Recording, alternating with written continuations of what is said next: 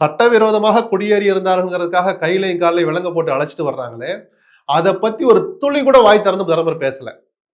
நாடாளுமன்றம் நடந்துகிட்டு இருக்கிற போது வாய் திறந்து பேசல. இந்த கள்ள மௌனத்தை தான் அந்த கார்ட்டூன் வேற வழி இல்லாம காமிச்சது. அதுக்கப்புறம் இவர் அமெரிக்கா போறார், பேச்சுவார்த்தை நடத்துறார், பல நல்ல விஷயங்கள் நடந்துச்சு. இதையும் உள்ளறையில பேசியிருக்கலாம்னு சசி தரூர் போன்றவங்க சொல்றாங்க.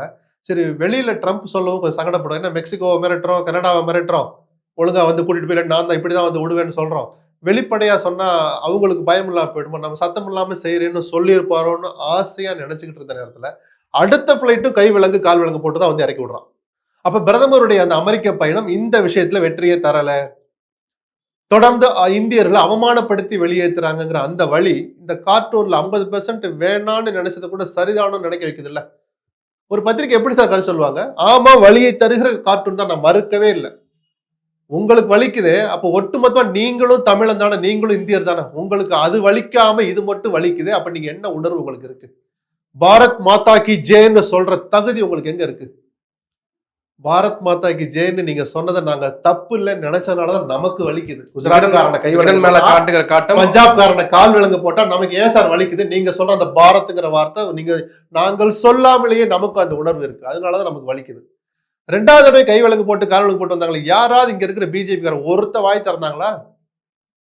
எங்க சார் போச்சு உங்க உணர்வு? பாரத் மாதா கி ஜெய் எங்க போச்சு?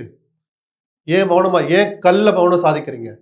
இந்த நிமிஷம் வரைக்கும் பிரதமர் பேசலைங்கிறனாலதான் அந்த கார்ட்டூன் அந்த வடிவில் வரைஞ்சவர் முஸ்லீம், முஸ்லீம்னாலே இப்படிதான் இருப்பான், முஸ்லீம்னாலே தேச விரோதி, இதெல்லாம் என்ன சார் கருத்து? இந்த வேலை பண்றதுக்கு வேற வேலை பார்க்கலான்னு பிஜேபி ஒருத்தர் சொல்றாரு. இதே வார்த்தையை பத்திரிகைக்காரன் ஒருத்தர் உங்களை பார்த்து சொன்னா உங்க மனசு என்ன பாடுபடும், உங்க வீட்டு பெண்கள் என்ன பாடுபடுவாங்க?